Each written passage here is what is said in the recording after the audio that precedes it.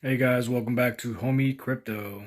Today we're going to be talking about the FUD that's been going on. I know everybody's scared about what's going on. And then we're also going to be talking about some good news too and why I'm bullish still. Not selling anything. Got them diamond hands. All right, guys, let's get to it.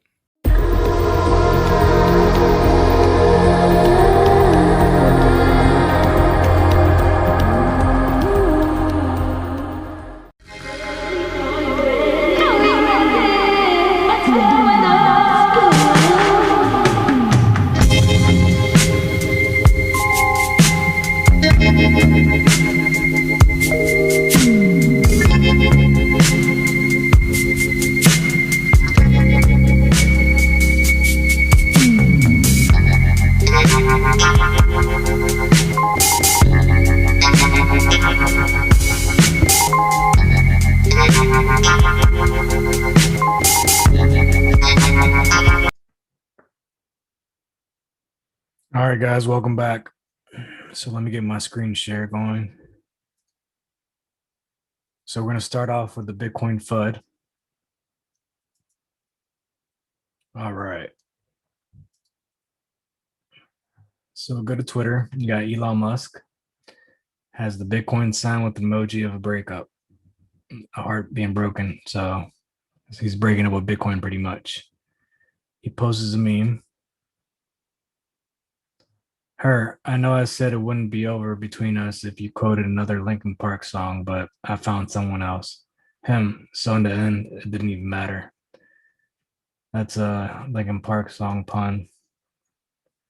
It started on June 3rd. If we go to the daily, that'll be last week. We're around 39,443.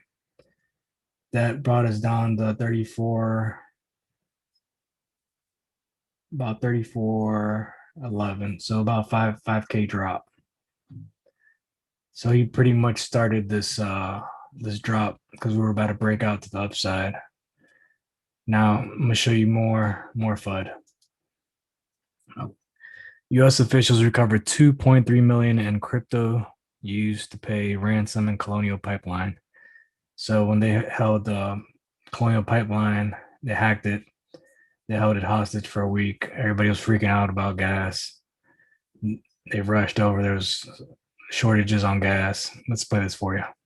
An update right now on the Colonial Pipeline ransomware attack. U.S. law enforcement officials said that they were able to recover $2.3 million in Bitcoin that was paid to a criminal cyber group involved in that attack. That's more than half of the $4.4 million in crypto that was reportedly paid to hackers from DarkSide. Here's Deputy U.S. Attorney General Lisa Monaco. To leaders of corporations and communities alike, the threat of severe ransomware attacks pose a clear and present danger to your organization, to your company, to your customers, to your shareholders, and to your long-term success. FBI officials said that agents identified a virtual currency wallet that was used by the hackers and then obtained a court order to seize those funds. But Andrew, this raises some huge questions about whether the United States can really be more effective in trying to track this down. It's not impossible to track cryptocurrency exchanges and movements through it. And apparently there are only a handful of sites where most of this activity, the ransomware, is taking place. You've heard about some investigations recently into some of those exchanges, and you have to wonder if this is the United States government really starting to crack down and follow what's happening. Bulls on Bitcoin would always say that's traceable, that's trackable, and to some degree that's the right argument. At the same time, you're seeing Bitcoin plunging this morning. Part of that is the speculation of what the U.S. government did and how they did it. Did they actually hack the wallet? It doesn't appear that they were able to hack the wallet. That was actually a big issue.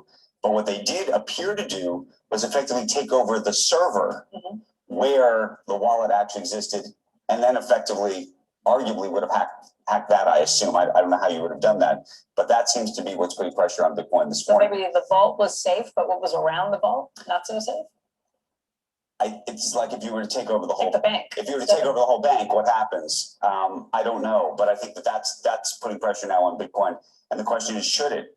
I think there's two arguments. One argument is that it undoes some of the benefits of what Bitcoin may very well be and do. But it takes out some of the downside. The other question is whether it makes it more vulnerable, right? I mean, it goes to both sides of this. I don't know. I've long thought actually if it was more regulated, you would actually, long term, it would become a much more stable coin.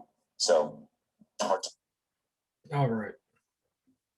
So that FUD made it drop about 2,600, about 7.34%. They didn't hack Bitcoin. What they did is they said they got a warrant. So they went to the exchange where they had the Bitcoin stored in the wallet, and pretty much they gave their keys with that warrant from the centralized exchange. This is why DeFi is so popular, because of decentralized finance versus these centralized exchanges that you have like Coinbase, Binance US. That's why people like Uniswap, because it's decentralized. All right, let's get this. Let's get some more FUD up in here. Let's go against Bitcoin. All right, we got Trump. Bitcoin just seems like a scam. I don't like it. I want the dollar to be the currency of the world.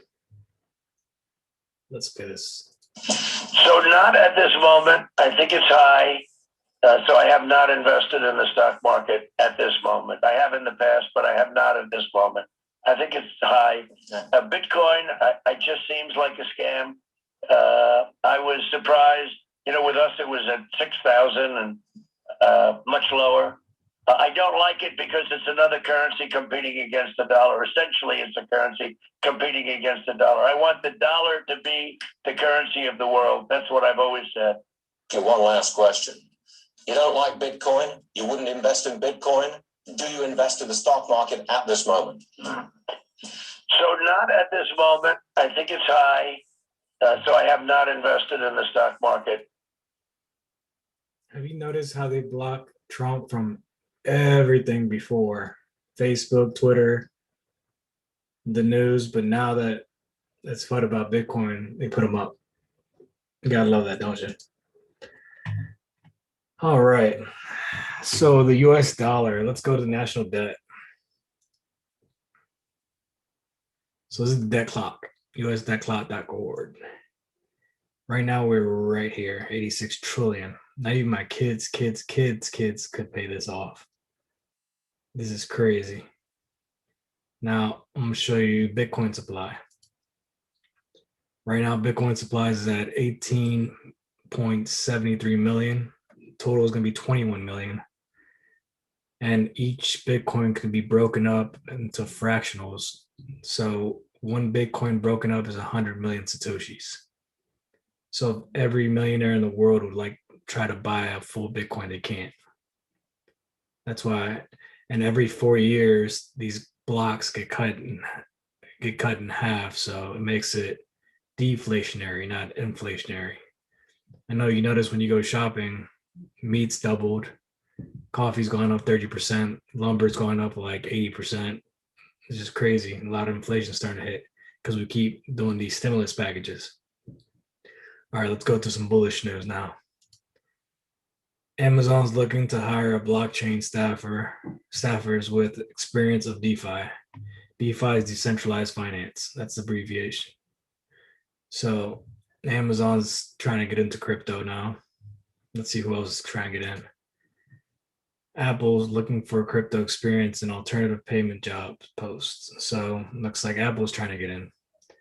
Because if they don't get in, they get left behind. You already have PayPal in. You already have Square.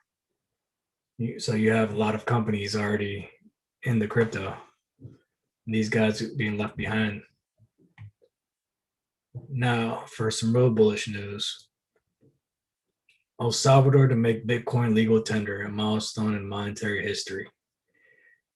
This is bullish because once this happens, they're going to try to pass it this week. It creates Bitcoin as a foreign currency. So no more capital gains on it. they're in good standings with the IMF. They have no sanction against them.